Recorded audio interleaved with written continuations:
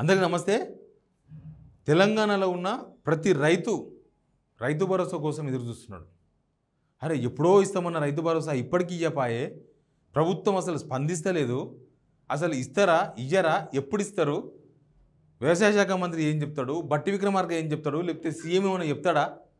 CM అక్కడక్కడ మీటింగ్లు attend అవుతున్నాడు. మొన్న వనపర్తిలో మీటింగ్ పెట్టిండు, కానీ రైతు భరోసా గురించి మాట్లాడాల. ఇక రోజు అవో ఇవో అడపదడప ప్రెస్ మీలు పెడుతుర్రు, కానీ రైతు భరోసా గురించి చెప్తలేరు.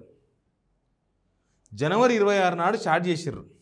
జనవరి 26 అసలు ఆ రోజు రేవంత్ రెడ్డి చెప్పిన దాన్ని బట్టి చూస్తే ఇప్పటికి అయిపోతుండే, టకటక పడింటే ఇప్పటికి రైతు భరోసా వస్తుండే.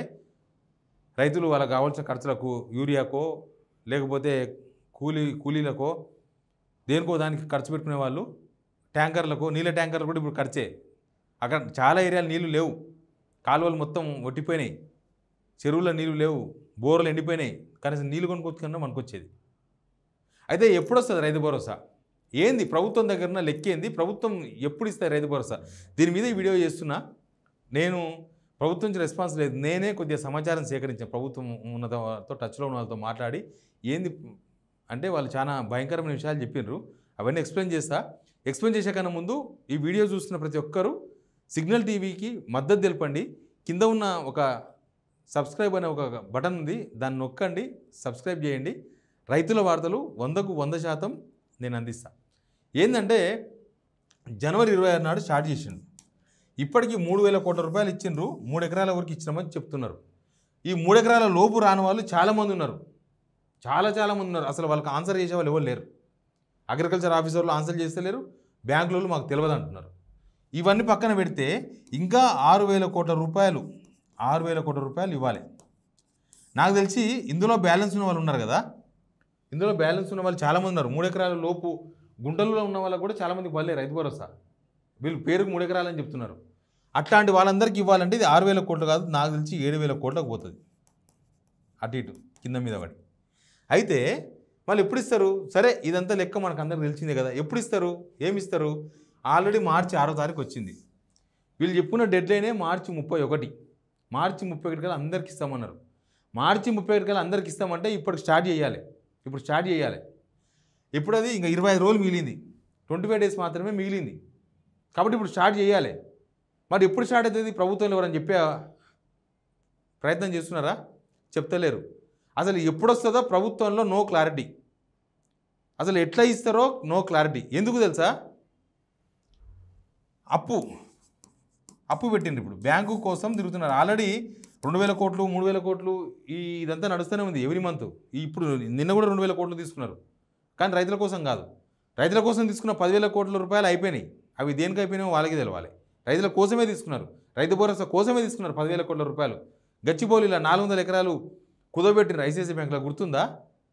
ఆ 10,000 రూపాయలు నాకేసి ఇప్పుడు కొత్తగా ఏం తెలుసా? మళ్ళీ అప్పు కోసం ప్రయత్నం చేస్తున్నారు. అప్పు వస్తేనే రైతు భరోసా, అప్పు ఉడితేనే. 10,000 కోట్లు ఇచ్చిండేమో రైతు భరోసా అయిపోతుండే, కానీ 10,000 కోట్లు నాకేసి నీళ్లు తాగి కడుపు నింపుకొని అయిపోయింది. ఇప్పుడు కొత్త అప్పు ఏం తెలుసా? అదే భూమిని ఇప్పుడు ఎట్లుంటుంది? ఎల్ఎన్ సంసారాలు ఉంటాయి కొన్ని. ఎల్ఎన్ సంసారాలు అంటే ఎవరన్నా బాగా రోజు పొద్దుగాలు వేసి దుకాణంగా పోయి పొద్దంతా తాకుండా ఉన్నాడు అనుకో, అది ఎల్ఎన్ సంసారం అవుతుంది. వాళ్ళు ఏం చేస్తారంటే బ్యాంకులో ఇదంతా ఎందుకు చెప్తున్నా అంటే మనకి ఈజీగా అర్థం కావాలని చెప్తున్నా. ఉదాహరణ పోయి కుదబెడతాడు బంగారం, ఇంకా కుదబెట్టి పైసలు తీసుకొచ్చుకుంటాడు. పైసలు తీసుకొచ్చుకొని అవి ఏంటికో ఎవరికో పిల్లలకు స్కూళ్ళ కోసమో లేకపోతే ఇథనాల కోసమో యూరియా కోసమో అని తెస్తాడు, కానీ దానికి వాడాడు. అవి కూడా తాగేస్తాడు. తాగేసినాక మళ్ళీ కావాలి కదా, మళ్ళీ పిల్లలు స్కూల్ పోవాలంటే మళ్ళీ ఫీజు కట్టాలి, మళ్ళీ ఇథనాలు వేయాలి, పైసలు కావాలి, యూరియాకు పైసలు కావాలి. అప్పుడు ఏం చేస్తాడు తెలుసా? ఆ కుదబెట్టిన బంగారం మళ్ళీ వెనకకు తీసుకొచ్చి దాన్ని మొత్తానికి అమ్మేస్తాడు. అమ్మేస్తే కుదబెట్టినప్పుడు ఒక 10,000 వచ్చినాయి అనుకో, అమ్మేస్తే ఒక 15,000 వస్తాయి. 15,000 వస్తే 10,000 రూపాయలు పాత అప్పుకోతుంది. తెచ్చినాక ఆల్రెడీ ఇంకా 5,000 రూపాయలు మిగిలితే కదా, 5,000 రూపాయలతోనే మనం చేయొచ్చు అని ప్రయత్నం. ఇప్పుడు ఆ స్థాయికి దిగజారింది గవర్నమెంట్. రైతుల కోసం 10,000 కోట్ల రూపాయలు తీసుకొచ్చి ఆ 10,000 కోట్ల రూపాయలు అయిపోగొడితే ఇప్పుడు ఏం చేస్తారు? ఐసిఐసిఐ బ్యాంకులో కుదబెట్టిర్రు ఆ పైసలు, 400 ఎకరాలు. ఇప్పుడు ఏంటంటే తెలుసా? ఆ బ్యాంకులకు లెటర్ పెట్టిర్రు, నా 400 ఎకరాలు మీకు కుదబెట్టినాం కదా, అది మీరు ఒప్పుకుంటే మేము అమ్మేస్తాం, అమ్మేసి 20,000 కోట్లు 25,000 కోట్లు అప్పు చేస్తాం. అప్పు చేసి మీ 10,000 కోట్లు మీరు తీసుకోండి, ఇంకా మిగతా పైసలు మేము తీసుకుంటాం, అవి మేము దీనికి ఇస్తామని. ఇదంతా జరిగే వరకు చాలా టైం పడుతుంది. అప్పుడు 400 ఎకరాలు కుదవ పెట్టాలంటేనే 3 నెలల టైం పట్టింది. 3 months పట్టింది. చాలా ప్రాసెస్ ఉంటుంది. అందుకే కుదవబెట్టు కాకుండా అమ్మనికి అని పెట్టుకున్నారు. ఆల్రెడీ అవి ఇవి పేపర్లు ఇచ్చేసారు, నోటిఫికేషన్ ఇచ్చారు, ఎవరైనా కొనుతుంటే రండి అని. మధ్యవర్తులు ఉన్నారు. అప్పుడు ఆ 400 ఎకరాలు కుదవబెట్టిన ఆయనకు మధ్యవర్తికి బ్రోకర్కు 100 కోట్ల కమిషన్ ఇచ్చారు. అయిపోయింది.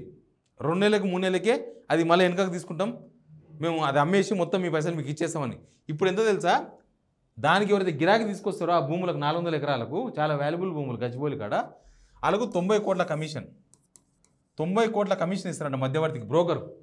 అప్పుడు 100 కోట్లు ఇచ్చారు 3 నెలల క్రితం, అక్టోబర్లో 4 నెలల క్రితం. ఇప్పుడు 90 కోట్లు మొత్తం ఒకటే ట్రాన్సాక్షన్. రైతుల పేరు మీద 190 కోట్లు బ్రోకర్కు కమిషన్ ఇస్తున్నారు. 190 కోట్లు అంటే ఏంది? 190 కోట్లు వృధా పైసలు, అవి ఎవరికి పనికిరావు. ఓ రైతుకి ఇచ్చింది కాదు, ఓ పేదానికి ఇచ్చింది కాదు, ఓ ముసలిలకు పెన్షన్ ఇచ్చింది కాదు, ఓ పిల్లలకు మంచిగా భోజనం పెట్టింది కాదు, గురుకుల హాస్టల్లో ఏమి కాదు, ఓ అప్పు తీర్చింది కాదు. ఉత్త బ్రోకర్కు కమిషన్ 190 కోట్లు. అప్పుడు 100 కోట్లు, ఇప్పుడు 90 కోట్లు. ఇక ఇదంతా అయిపోయి ఇదంతా అమ్మేసుకున్న తర్వాత అప్పుడు 20,000 కోట్లు 25,000 కోట్లు వస్తే మరి దానికి ఏమేమి పెట్టినారో ఇంకా సూటి, దానికి ఏమేమి ఎదురు చూస్తున్నారో. మొన్న 10,000 కోట్లు వస్తే కాంట్రాక్టర్లకు ఇచ్చినట్టు ఈ 20,000-25,000 కోట్లు వస్తే 10,000 కోట్లు సగం పైసలు ఐసిఐసిఐ బ్యాంక్ పోతాయి, సగం పైసలు పోతాయి, ఇంకా సగం పైసలు మిగులుతాయి. ఇంకొక 10,000 కోట్లు 15,000 కోట్లు మిగులుతాయి.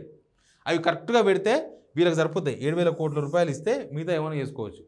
కానీ ఇదంతా ప్రాసెస్ కానీ ఇది ఏదో వారం రోజుల్లో 10 రోజుల్లో అయిపోతారు కనిపిస్తలేదు. ఇది నెల 2 నెలలు పడుతుంది. ఎవరైనా కొన్నా కూడా ఆ మధ్యవర్తి ఎట్లా తీసుకొస్తారు కదా, 90 కోట్ల కమిషన్ ఇస్తారు కదా బ్రోకర్కు, ఆయన గిరాకీ తీసుకొచ్చినా ఎంబడే ఇస్తారా పైసలు, వాళ్ళకి మళ్ళీ నెల 2 నెలలు టైం ఉంటుంది వాళ్ళకి ఈయనకి కొన్నోళ్ళకు.